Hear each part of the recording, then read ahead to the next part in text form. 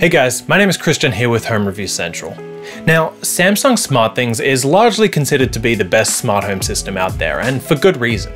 It's highly versatile and reliable, and it connects to a huge range of different devices. It's not perfect though.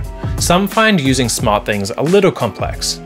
That's why we've put together this guide, to help you figure out how to use SmartThings to both give you home control straight from your phone, and to help you automate your home and connected devices.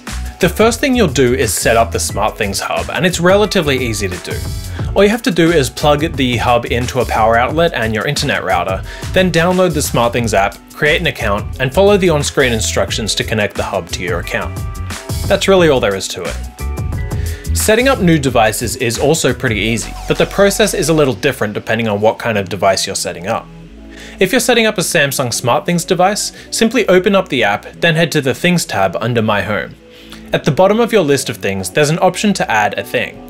Now, if that thing is a Samsung device, the hub should detect it automatically and add it to the list of devices that you can add to your home setup. If it's not a Samsung device, you may need to do it manually. To do that, hit the Add Device Manually button, then scroll through the list of devices and services and find the one you want. You might then need to sign into an account, like we did for LifeX. Navigating the SmartThings app is pretty easy to do.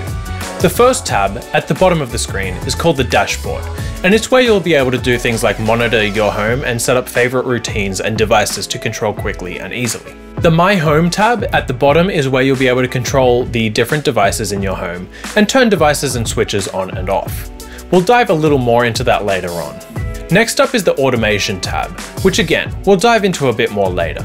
That tab is where you'll set up your home to change automatically depending on your actions and if certain criteria are met. That's where you'll really unlock the power of the smart home. Your home will be able to control itself without you needing to intervene. Last but not least is the Marketplace, which is where you can buy more compatible SmartThings devices. The menu on the top left-hand corner is where you'll get a few different options and settings that don't fall in the normal app. For example, you can set the app to ask for fingerprint authentication when you open the app, in case you're worried about someone else gaining access to your home devices. You can also change notification preferences and get customer support. In SmartThings, assigning devices to rooms allows you to group them together, which makes it easier to see devices at a glance and see a history of changes within a room. Assigning devices to a room is very easy to do. Head to the Rooms tab, then hit Add a Room. You'll then be able to select exactly which devices you want to assign to each room, then hit the Save button and you're done. In Samsung SmartThings, scenes basically allow you to control a series of devices all at once.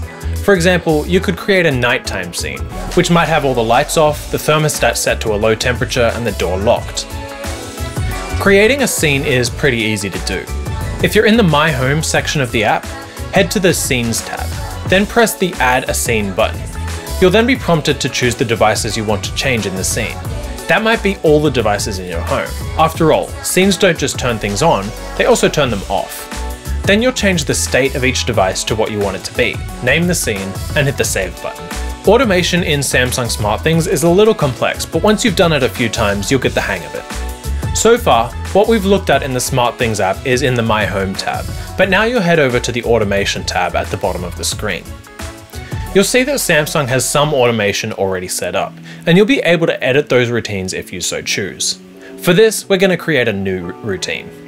Head to the end of the list of already created routines, then hit the Add a Routine button. You'll then be prompted to add the routine. We're going to call this routine Office Lights On, and it's going to basically just turn the lights on when motion is detected in the office.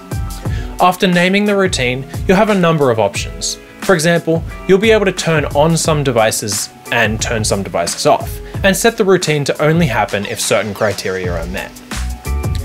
For this routine, we'll turn the office lights on, but only when it's dark out, as when it's light I normally have the blinds open. So under Turn on these lights or switches, I'm going to select the two lights that I have set up in the office right now. I'm not going to turn any other lights off, and I don't want to change the mode.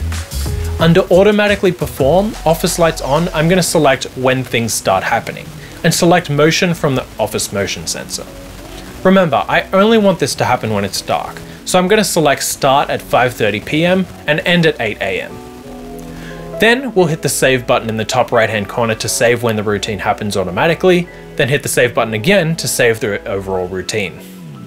As you can see, there are a number of options to go through. You could set a routine to start, for example, when your door unlocks if you have a smart lock. Thanks for watching this video, and please subscribe to our channel for more home reviews. Check out the description for a link to buy Samsung SmartThings hub and devices, and subscribe to our social channels. Again, my name is Christian here with Home Review Central, and we'll see you next time. See ya.